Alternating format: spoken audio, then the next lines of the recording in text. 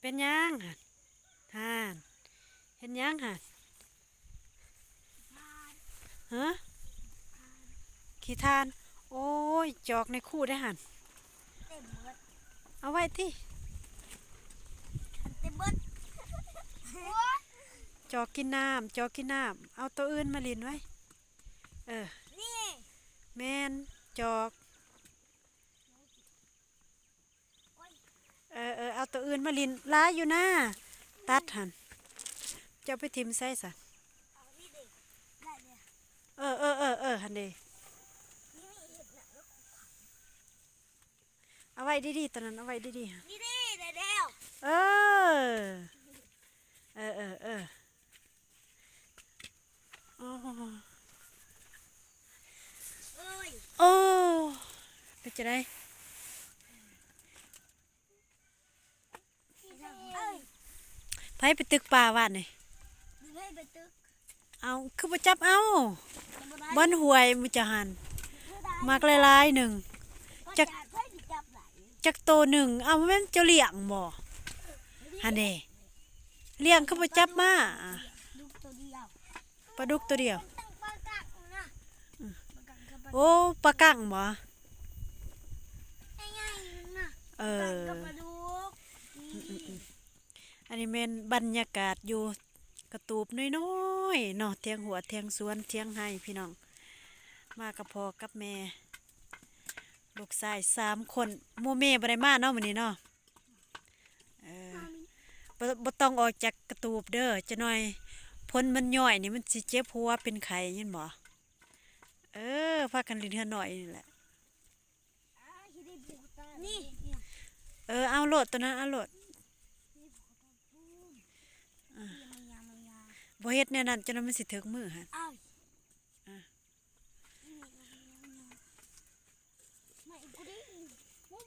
พากันเฮ็ดหยังหะตามเพื่อน ตามเฮือนหน่อยบ่จับผ่านบ่จับป๊าเออมันสิบาดมือเออ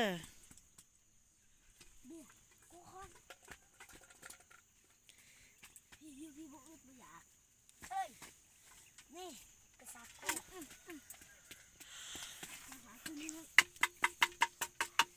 ตั้มอยู่ให้เป็นยัง บ่ได้มันจังนั้นมันขวดแน่นจังนั้นมันสิโพงถึกตัวเองเอาออกตำอยู่นอกตำอยู่นอกเอาเมียนเข้าไปหั่นเอาออกตำอยู่นอกจังนั้นมันสิโพงถึกตาหั่นข้างก่อนข้างก่อนยังไม่ออกยังไงเบี้ยข้างจิตเท่า3คนนี่ไฟหล่อบูมรอกูหมู่เอามันจะ2คนคือบ่รอซะนะใครถ้าบูมรอผู้เดียวเนาะน่าคือดิ่งตัวแม่งเลยมึงตัวนั้นน่าคือลิบ่นะรออยู่เนาะบ่ไม่ไงมันน่าคือดิ่งบ่ติคนมักรอหยังมึงกับมึงเป็นดิ่งใส่มือเป็นตีน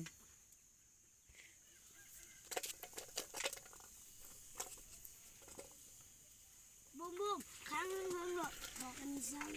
มันใหม่ได้เด้อค้างเฮิงมันใหม่ได้เด้อเอาออกแม่ใหม่ได้หั่น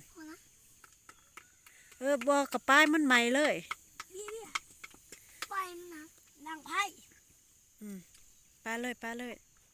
คอยนี่นะอันนี้แม่นวิถีชีวิตของเด็กน้อยบ้านนอกเนาะบ่มีแนวสิเรียนขี้ทานไฟเรียนจอกเรียนสารพัดบ่มีรถงามๆเรียนคือหมู่เนาะแม่นว่าอ่า เบี้ยยืนเอานี่ใส่ให้กูแน่มันใหม่แล้ว เคยเอาไปต่อออกมันใหม่แล้วก็ยาเอานี่มาใส่นี่มาถอดใส่ให้กูนี่มันก็เป็นตาอยู่ได้บรรยากาศมันดีเนาะเออ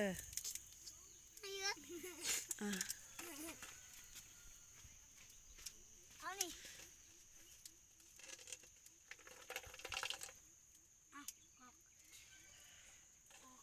เอาไม่อยากกูเริ่มก็ใกล้เขาเลยอยากเป็นจะได้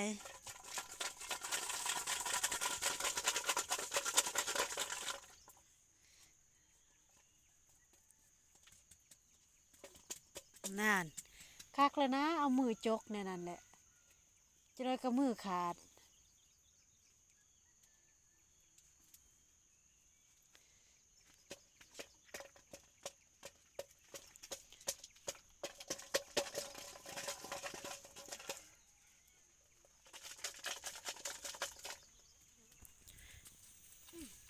ทำมาดอกที่คือเว้ย บ่เอาเขาอันนี้กองไฟได้เด้อกับไฟอันนี้บ่ มันแตก เออยิ้มบ่หันแขวจะบุมอืมเสียนป้าติดอยู่สงสัยกินป้าบางเสาร์นี่แม่นบ่ มันนะกินแต่ไข่ กินแต่ไข่ไข่กับหยังกินบางเสาร์นี่ กับตำบักหุ่ง ตำบักถั่วโอ้ มึงเถื่อกะดูคือเก่าเขาจะทานไข่ไข่ กินแต่ไข่ป้าเด้ ป้าวันนี้ชื่อ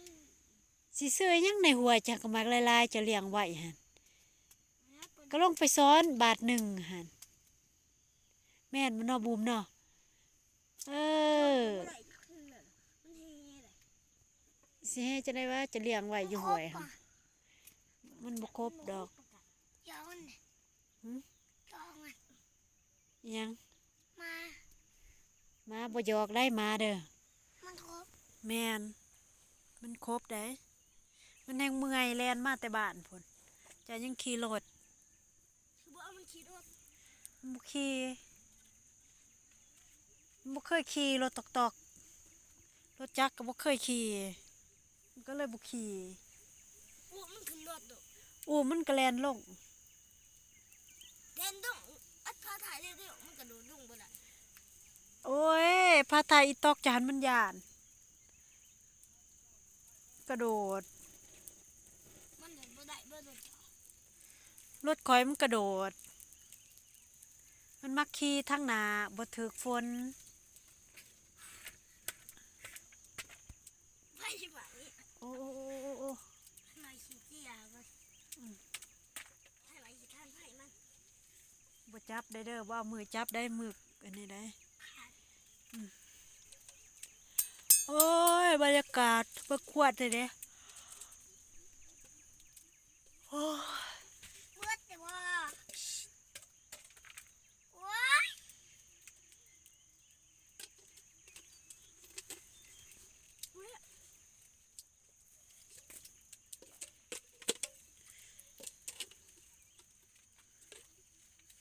เอ้ยอยากเป็นดีดิเชียววนวนวนวนวนวน โอ้ตายตายตายตายทำบูมขึ้นลิ้นนั่น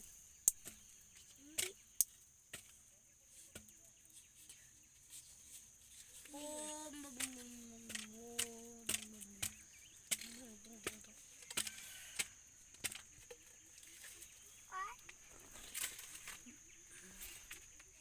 บรรยากาศพอดีพอดีฝนตกบ่มันจะมาอังกฤษนี่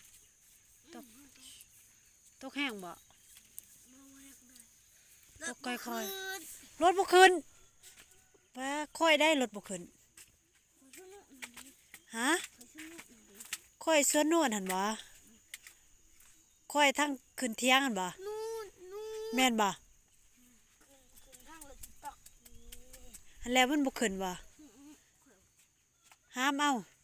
บ่ เฮ็ดได้ซะ ข้าวเอ้า สุกเอา มันมากรถบุกรถเข้ามา บัดนี้มันเจ้าก็ห้ามเอาเด้อหลายคนยินบ่ขึ้นต้นฝนตกแห้งๆหั่นทางมันจังบ่มืน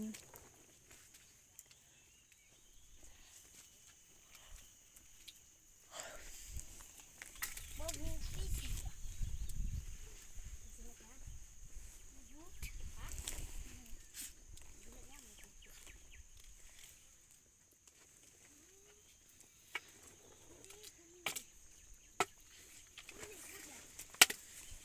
ย่างบ่ต้องเอาออกเด้อบ่ทันได้ขุดหั่นเด้อเอาออกปรับไม้อีกคันเอาออกหั่นลดลงอีก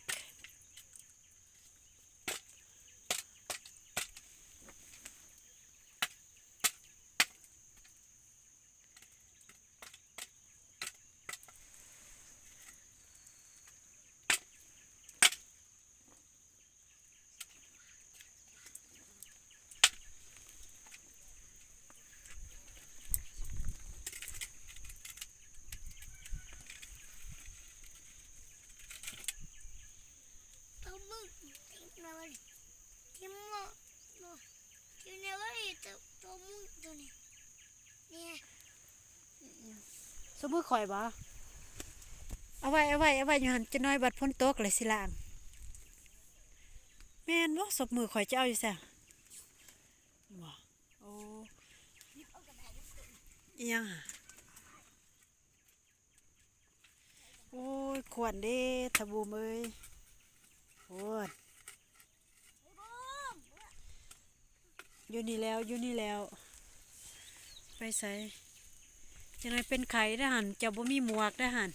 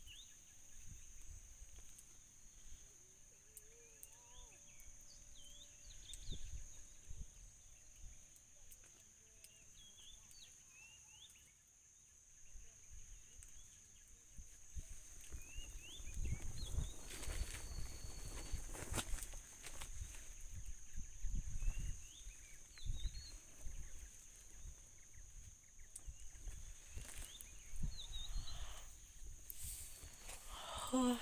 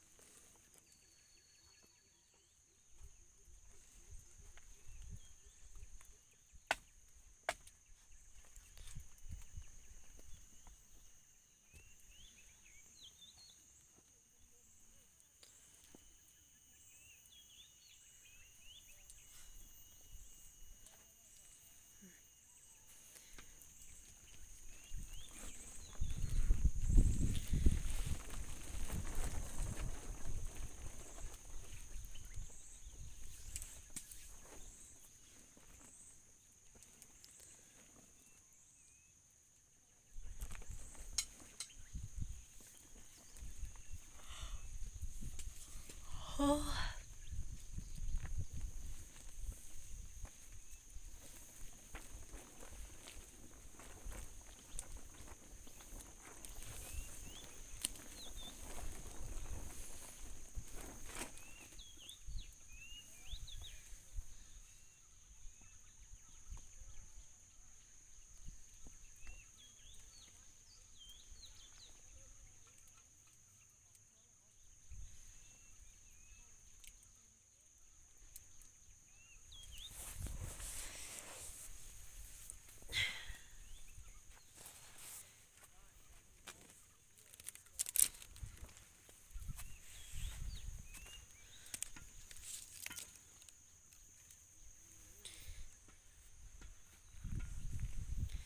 แน่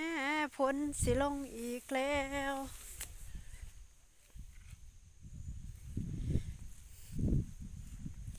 มาเราเบิ่งอีกเทื่อหนึงโอ้ยเป็นหวัดแล้วเด้อพี่น้องเอ้ย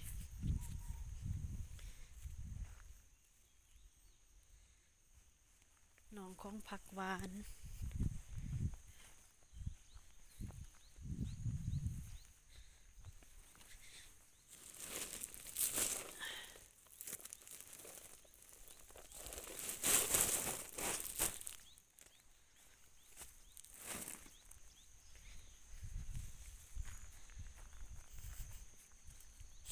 ว่าเมื่อวานนี้เฮามาซ้ำเนาะมาปลูกซ้ำวานนี้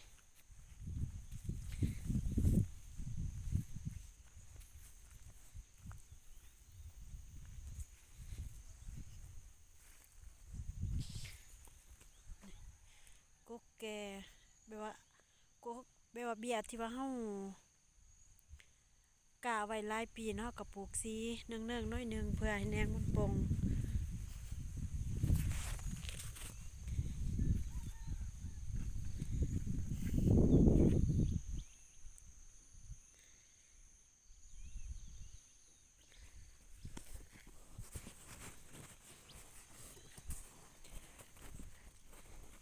น่าจะมาอีกแล้วเนาะพ้นนี่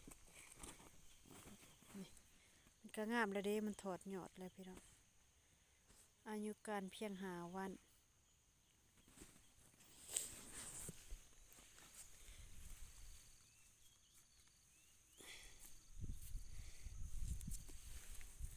คือว่านอนแท้เนาะกกนี่เนาะ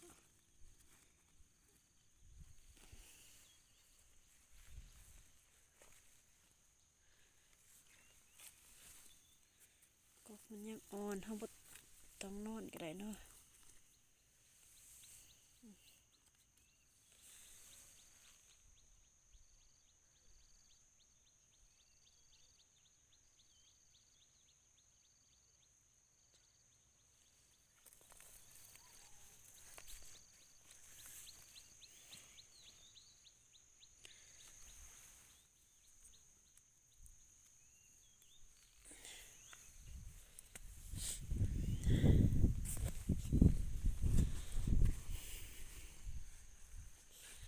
หญ้าก็เขียวล่ะพี่น้องเอ้ย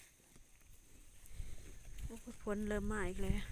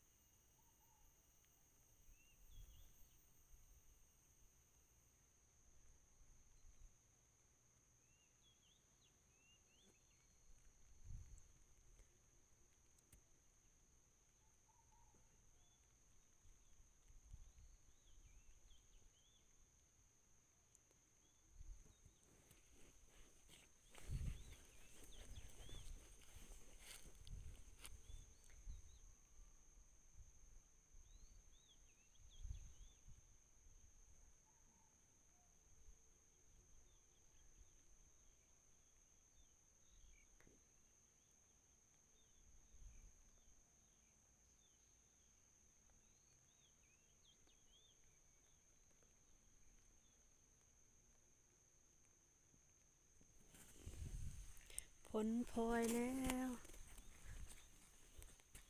หญ้าก็ท่วมมาแล้วเนาะกาแฟหาก็ปลูกแล้วหญ้าท่วมแล้ว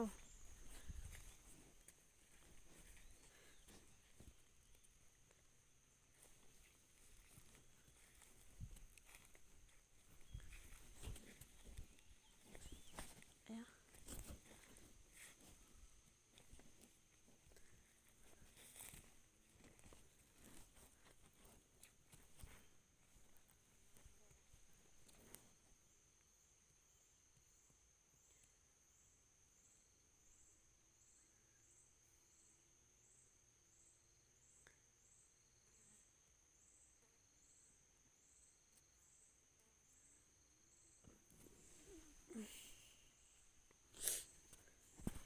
พามาเบิ่งบรรยากาศกลางสายฝนพลอยตกน้อยหนึงเนาะพี่น้องเนาะ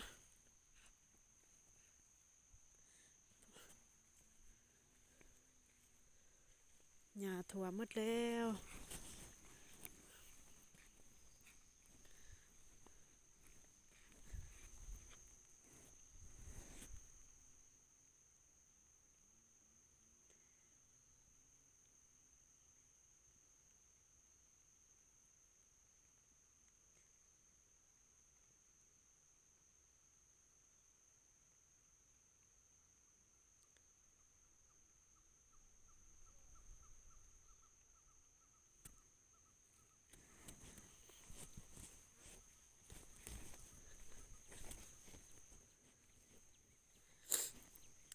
เป็นหวัดละเป็นพี่น้อง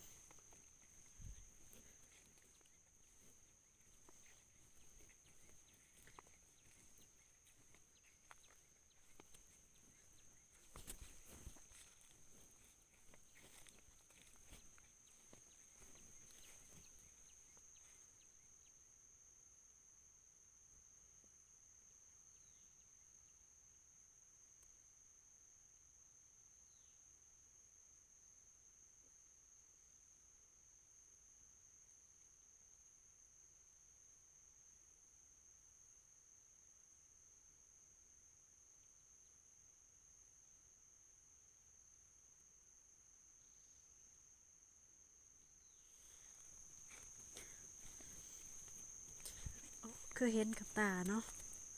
กับตาผู้ใดเด้มาป้าไว้อยู่นี่หรือว่ามีอีหยังเนาะจะไปเบิ่งก่อนเนาะ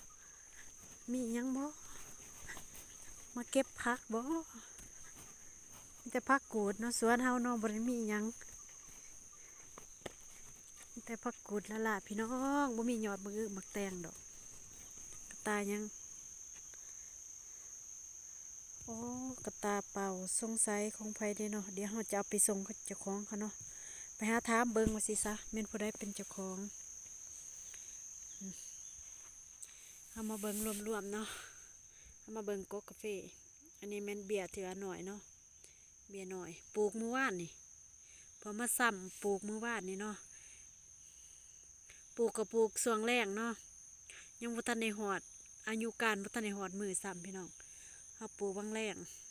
ประมาณบ่ายโมง2 โมง3 โมงนี่แหละแถวนี้พอพ้นเช้าแล้วเฮาก็จะมาปลูกกาแฟเนาะคลิปของเฮาแม่นเฮาจะมาอัปเดตเกี่ยวกับชีวิตประจำวันหรือว่าการเฮ็ดหัวเฮ็ดสวนเนาะไปหันไปนี่เพอปัจจุบันแล้วเฮาเองก็เฮ็ดหัวเฮ็ดสวนเนาะแต่ว่าบางคนอาจสิมักบางคนก็อาจบ่มักเนาะ